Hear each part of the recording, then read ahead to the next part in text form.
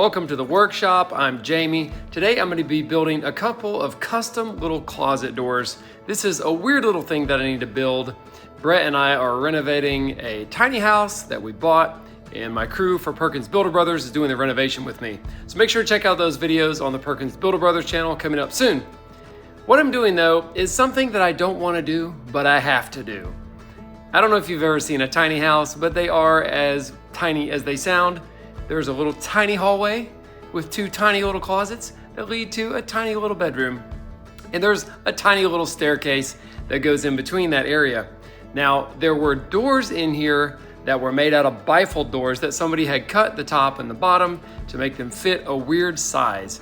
And I am trying to put all this back together in a way that looks really nice. And I realized with the stuff that we have in there, that is not possible, that these things are incompatible, being nice and being made of the things that it came with. So I decided to tear out all the old doors and the jambs, go back to the rough framing openings, and build two cute little door frames and the doors that go with them. So let me take you along and show you how I'm doing it.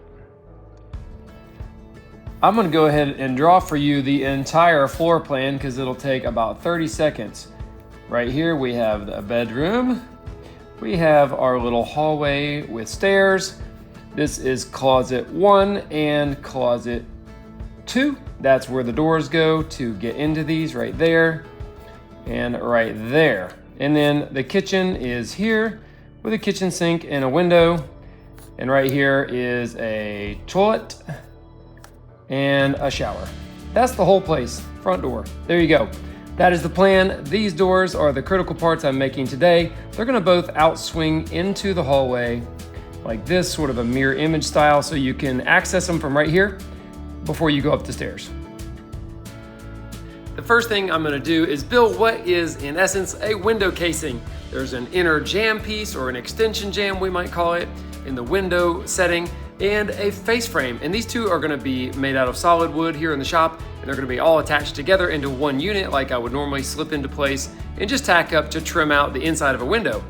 But the only added thing is we're gonna add a door into it, so I got a couple of just kind of cheap generic hinges that I'm gonna put on it, and I'm gonna make a door out of a piece of plywood and a couple of added on pieces of trim that'll make it look like it's a real door. This thing, the size of it is like in between a cabinet door size and a real door size. It's kind of falls in the middle in no man's land, and it doesn't really have to look any particular way or be built any certain way. So I'm gonna build it a way that's very fast to build and easy, that requires basically no joinery, and it will stay flat forever by this design. Oh my goodness. Dude, my gun is on crack today. What is going on? I was gonna show you how easy it is to nail boards together with a nail gun, and I double fired a couple. It's a good thing this is just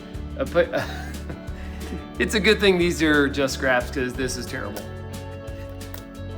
Right here are the two inner jamb pieces. I made them first to get the overall size set, and everything else will be based on this size, working outward for the trims and working inward for the door. For this project, and most of the projects that I do, there's no need for fancy joinery. These pieces are put together with a simple butt joint and about 4 or 5 finish nails. These are 16 gauge finish nails, 2 inches long, and this is hardwood, so I don't need to use like a 2.5 inch nail like I might be tempted to use if it was soft pine, but this is birch and oak and maple. This is all made out of my scrap wood, or the wood that's just really not good enough to make a really nice project, which is great though, because I need to use those boards up too, and I get more of them in here than I gotta say, I am so excited about the capability of a joiner that I wanna really show you with a scrap piece. This is not related to my project, but this is a nice, gnarly, rough sawn piece of oak. It's as nasty as it gets in my book, and this would basically be unusable with the exception of the joiner. So we're gonna send this across here and show you how the magic works.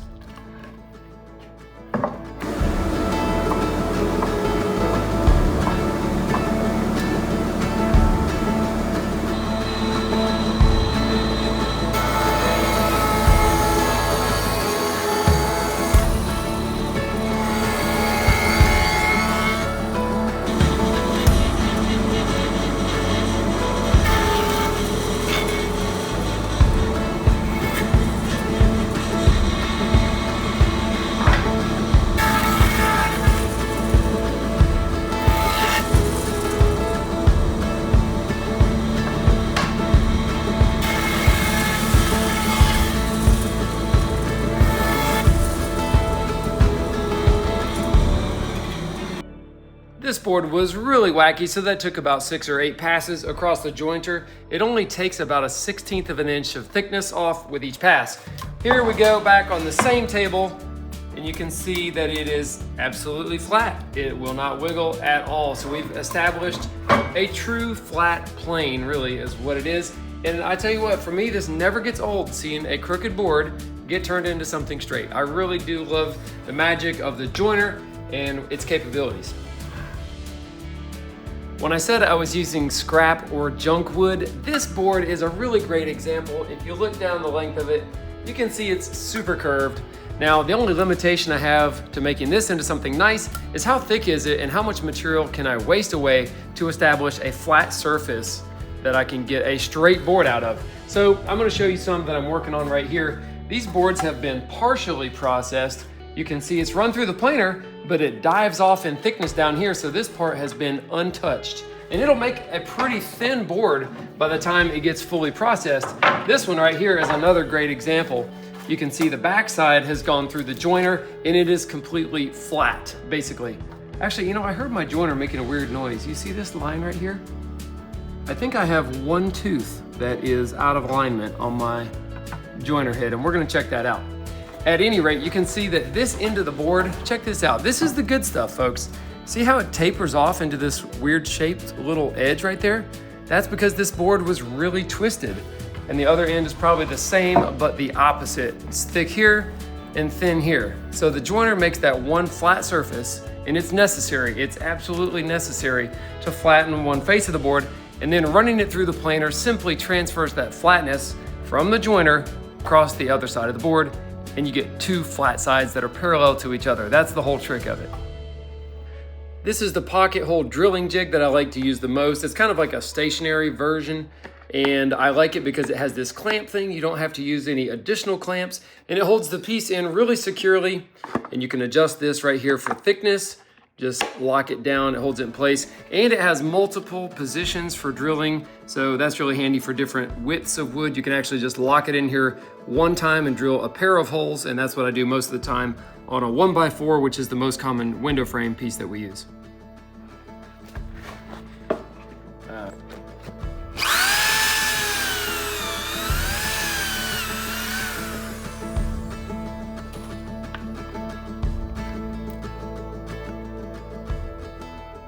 Let's get up close and personal with this pocket hole here. I'm gonna be using these pocket hole screws to attach my face frame to itself. And this is a really great, fast, and strong way to build face frames, I think. I'm gonna be using these screws that are made for hardwood. And the difference is they have like a very fine thread, okay? This is for softwood. It has a more aggressive thread. You would use that on soft wood like pine or something. So hardwood screws for hardwood. So if you're making projects from wood and you don't use a jointer, you just use a planer and you're experiencing this kind of twisting, maybe things aren't lining up right, I would almost bet that that's the problem and you need to use a jointer to flatten your material before you plane it. I promise we'll move on to the frame thing in a minute, but this is just so critical. I'm getting hung up on it. So here's another scrap piece. Now I'm gonna let you look at it and see if you can. I hope you can see through the camera that it's twisted. This piece is twisted, just like that one that I just flattened on the joiner. Now, if all of your pieces were slightly twisted, even almost not visibly twisted, and you nailed them together into a box like I have on the workbench over there, your whole box would have a twist to it, okay? And everything like your door or your trim that you add to it is also gonna be fighting against that twist. One time I made some drawer boxes for a little cabinet or something that I was making, and my drawers turned out twisted. It's because I didn't joint the wood, it looked flat to me, and I just planed it.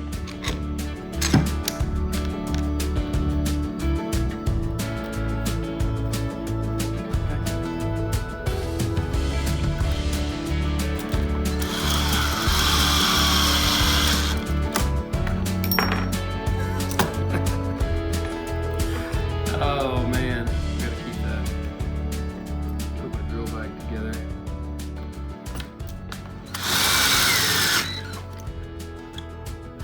I guess you saw my bit came out of the extension right there. I don't have one of the long bits, but you really do need a long one because of the shallow angle. If you use a short bit, the drill will hit your workpiece and it won't work. So, you know, I don't know where mine is.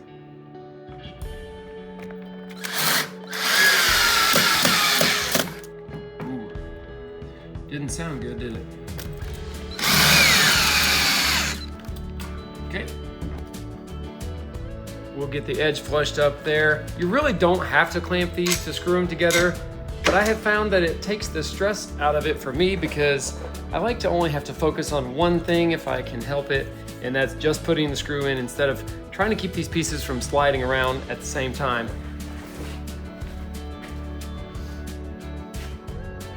You know, I wish I would have thought of the pocket hole jig. I need to meet Mr. Craig, whoever that is. I bet he's doing okay.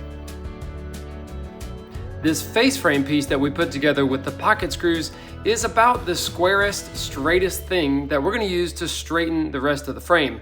The inner part that we call the casing or the extension jamb part, that part could be bowed in and out very easily, and it wouldn't be straight without this piece being applied to it before we install it. So that's why we're doing it now.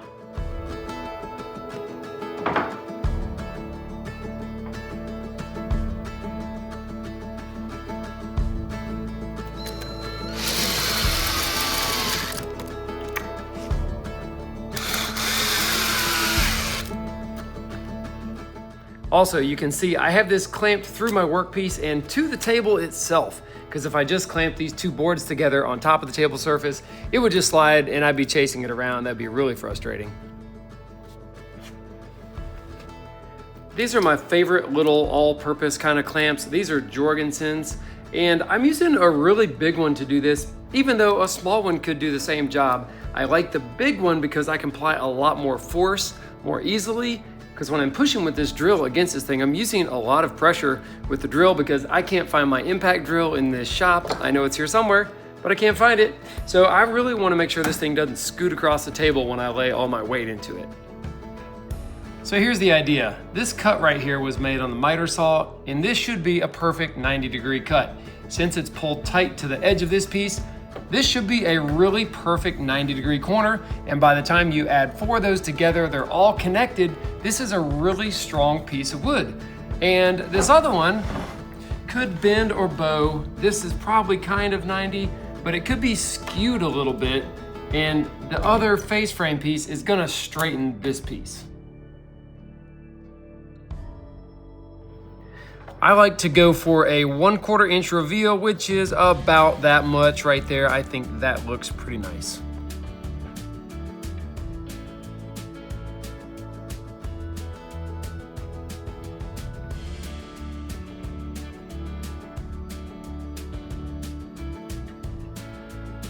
That one nail totally missed. You see it?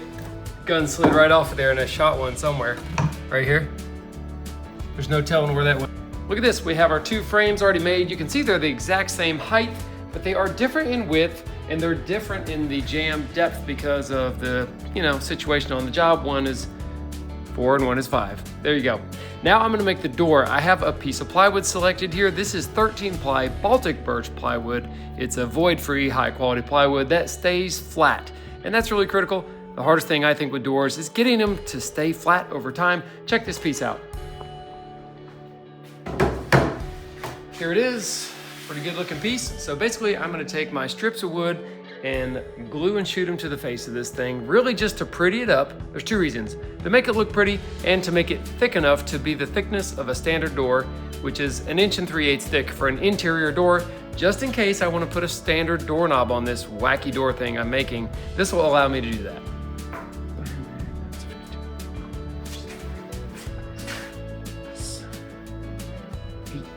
How much smaller?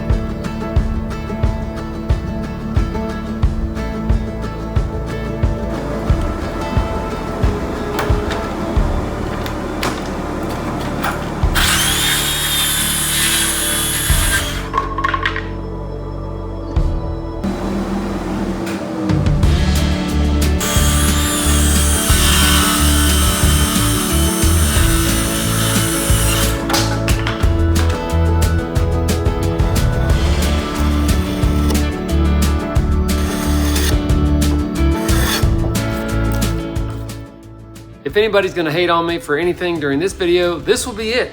Making a door out of a piece of plywood and adding some strips of wood just to make it look like a real door, but that's all I have time for. Now, would I do this in a real expensive custom home? Maybe not. Would I do it in my own house? Absolutely. And that's why we're doing it here. So I'm gonna nail these 2 boards on here on the sides, and then I'm gonna cut little boards in between to make it look like a frame and panel door. I'm gonna put a little bit of glue under each board and shoot them on with 1-inch staples. Eek.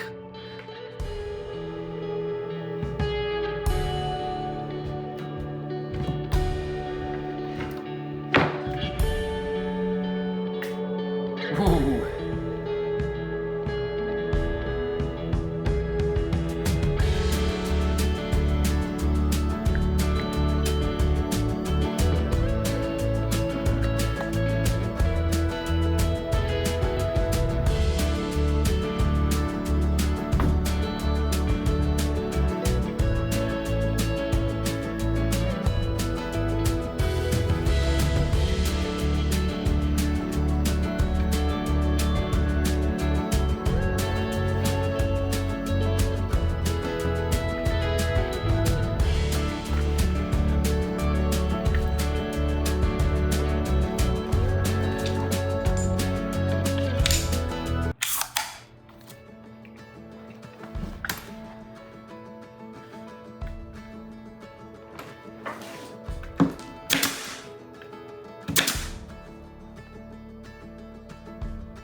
I will be sure to orient the gun this direction so that the staple is running the length with the grain. That'll help it to set easier. If I go across the grain, this wood is so hard that the head of the staple probably won't bury. It's a lot easier to fill a hole with a sunken staple than it is to hide a staple that's sitting proud that you would have to smash with a hammer. So that's why I'm doing it in this direction and not like this. Now, shooting these together with staples may not seem like a great idea, but actually it's really good because the glue is gonna hold these on once it's dry. The staples are more or less a clamp.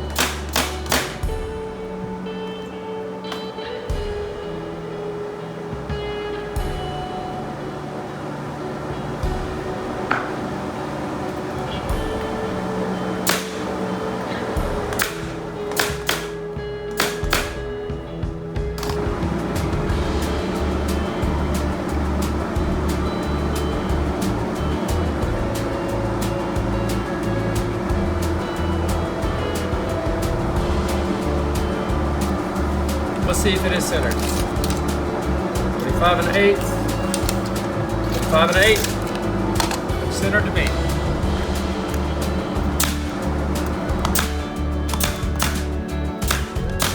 Oh, man!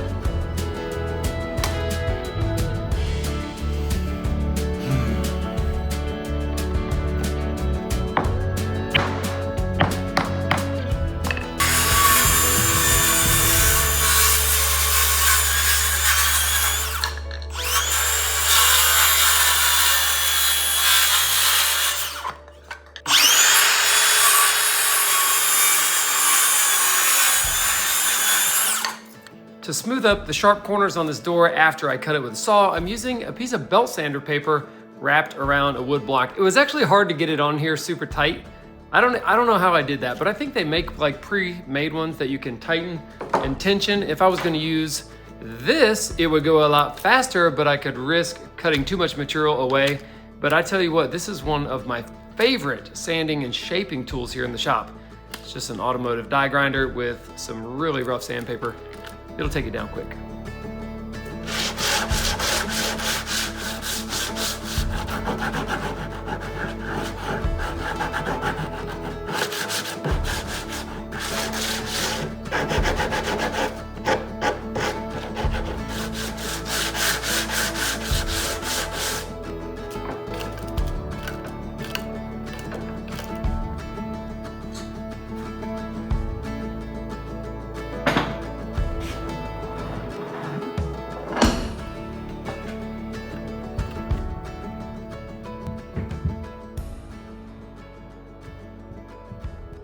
I was about to route these hinges to the edge of the door, but I don't like them because where the holes for the screws are really too close to the joint in my face frame and the piece of plywood edge. I don't think this is going to be the strongest joint, and I need to buy a different hinge. So we're going to have to go get one, and we'll join you later when we get the right stuff. Since I wasn't happy with the first set of hinges I bought, I went back and bought a different set. They're a little bit bigger, like a standard door hinge. Now, the holes in these hinges may still line up with the joint in the edge of my door that I don't want a screw to go in the joint between the plywood and the wood trim strip that I added to make this decorative. But anyway, if I have to, the worst thing is that I have to drill new holes in the hinge. And really that doesn't bother me, so I'm gonna lay it on the edge of the door and find out.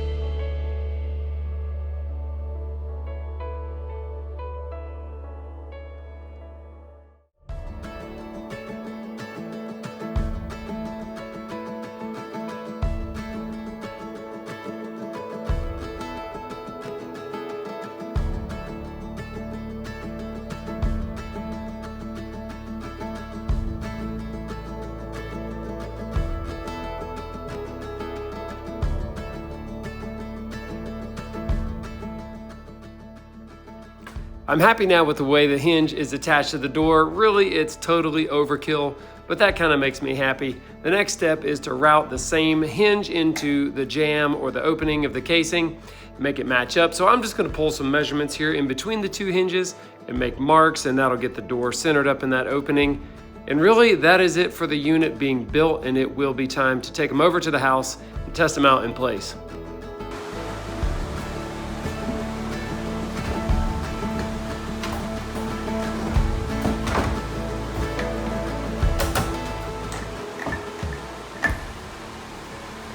I'm happy to see that this is fitting in the opening pretty nicely, although it is a little difficult to work in this tiny little hallway. It's kind of hot and stuffy in here.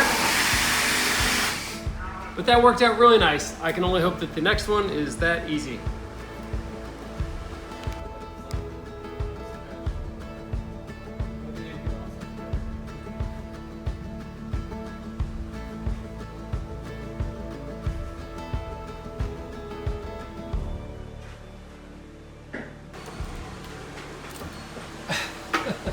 Peekaboo! Hey, that is a wrap. Wow, the echo in here is crazy. I got the 2 little doors built and installed. All that's left now is to put the paint on and some hardware. So that's gonna be a wrap for this. You're gonna paint that maple? Yeah. You gotta leave it maple. Really? Bro. What are you thinking? Oh my gosh. You think so? Yes. Look at the floors. I mean, dude, I was going at this thing crazy, like with the staple gun, thinking it's gonna get filled and painted. No. Just clear? Yes. Okay. I mean, I guess that's a good idea. I totally didn't think of that. Okay. Well, I that's mean, the only thing I was thinking. Oh my god. Really? Cut. Okay.